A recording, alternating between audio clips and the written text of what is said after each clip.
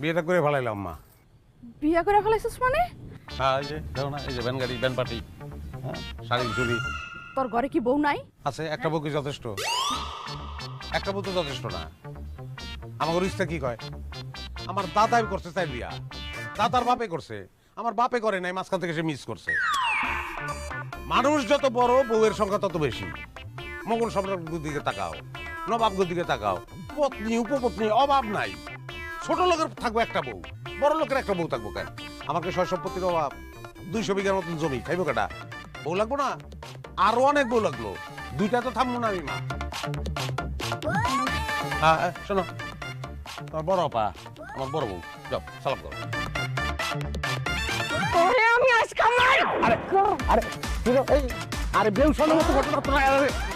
এই দুনিয়ায় তুমি একটা বিবাহিত পুরুষের বিয়ে করলা না অবিবাহিত পুরুষের বিয়ে করলা, এটা তো ম্যাটার করে না। একজনের বিয়ে করলেই হয়। আপনি যা ভাবতেছেন আমি ঠিক তার উল্টাটা ভাবতেছি। কেমন? মানুষের জীবন তো একটাই, আমি তো আরেকটা জীবন পাবো না। একটা বিবাহিত পুরুষকে আমি কেন বিয়ে করব, তার সাথে কেন সংসার করব? আমি তো আরেক জীবনে একটা অবিবাহিত পুরুষকে বিয়ে করতে পারবো না, তাই না? কোথায় যুক্তি আছে, কিন্তু বিবাহিত পুরুষ তো অভিজ্ঞ, বিবাহ করছে, বিবাহের ব্যাপারে তার অভিজ্ঞ আছে। তো সব জায়গায় তো মানুষ অভিজ্ঞ লোককেই খোঁজে। যাই হোক শোনো, কাছে আসবেন না আপনি। কথা বলতে হলে তো কাছে আসতেই হবে। 200 বিঘা জমির মালিক আমি, 100 বিঘা তোমার দিয়ে দেবো।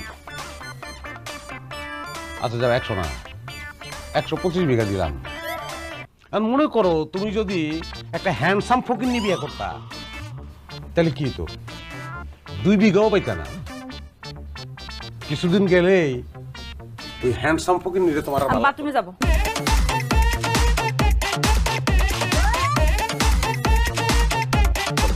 আপনি যাওয়া লাগবে না, কোন দিকে সেটা খালি বলে দেন। উঠানের বাইরে বাম কোনায়, তাড়াতাড়ি এসো।